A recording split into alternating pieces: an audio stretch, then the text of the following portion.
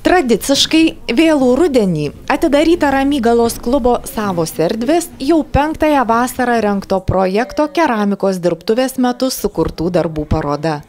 Šiųmečio kūrybinio proceso, kaip ir rezultato, išskirtinis bruožas pabrėžiama brandumas. Koncepcija projekto yra tokia, kad jame dalyvauja savarankiškai gebantis dirbti keramikos mylėtojai.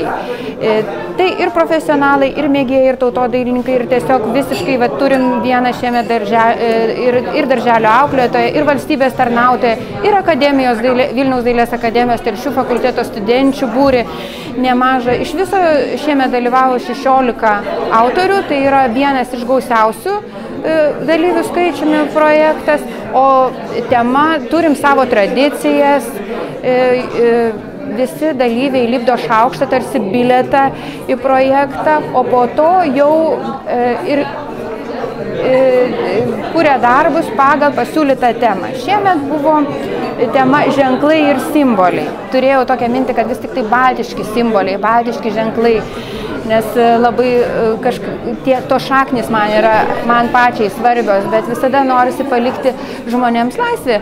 Tai įvairių čia ir krikščioniškų simbolių, ir tiesiog gyvenimo simbolių, gyvenimo ženklų, nes jeigu iš filosofinės pusės pasižiūrėti, paklausyti filosofų svarstymų, tai ženklas gali būti ir sapnas, ir perbėgus katė per kelią, ir paukštis pastuksenęs į langą. Keramikos dirbtuvės pamėgo kūrėjai ne tik iš Lietuvos, bet ir kaimyninės Latvijos, tarp jų ir į Ramygalą atvykstantis kasmet ir pirmą kartą.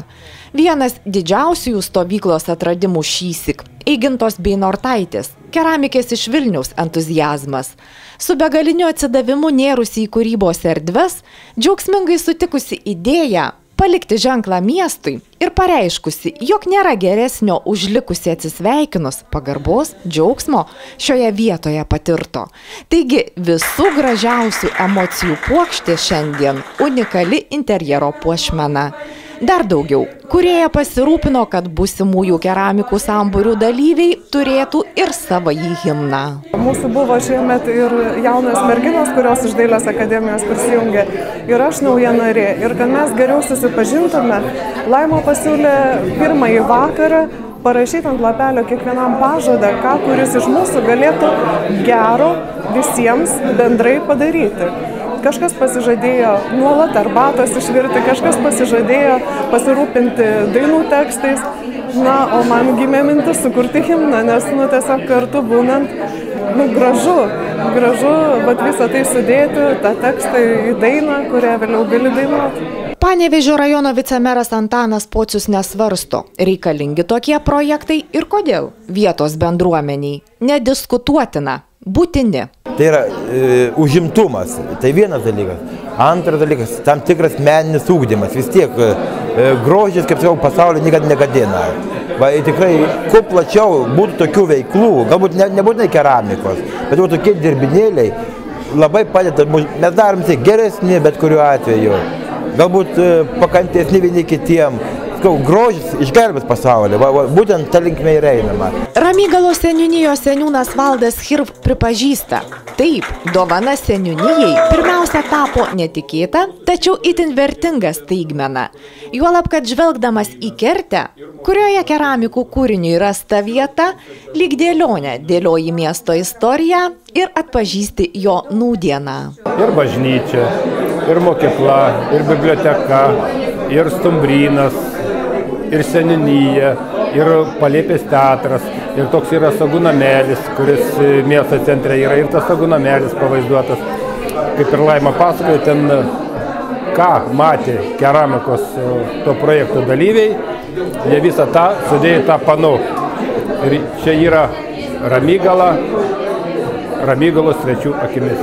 Man tas labai malonu, kad jie Ramygalą mato labai gražiai. Keramikos dirbtuvių įkvėpėja Laima Kiškienė įsitikinusi, projekto sėkmę lėmė ir idėją palaikančiųjų parama. Todėl išskirtinis ačiū Lietuvos kultūros tarybai, Panevėžio rajono savivaldybei, Ramygalos seniūnijai, kultūros centrui, uždarosioms akcinėms bendrovėms Vytėja, Nijus, Spaudos idėjos ir gražiam būriui neabejingųjų. Beje, Parodos atidarymą praturtino ir ką tik iš spaustuvės atkeliavęs keramikos dirbtuvių katalogas. Jame publikuojami darbai degti juodosios keramikos, aukšto degimo ir rakų krosnyse. Na, o kad Ramygala nebeveidė, tai tariama išdidžiai keramikų nuopelnas. Anksčiau Ramygalą vadindavo ožkų kraštas, taip? Po to, kaip mes herbą gandrą pasidarėm, gal ir gandrų kraštas. O tai trečias, kas garsina Ramygalą, tai tikrai yra keramika. Kadangi Laima Ramygalos vardą garsina ne tik rajone, ne tik Respublikoje, bet ir už Respublikos ribų.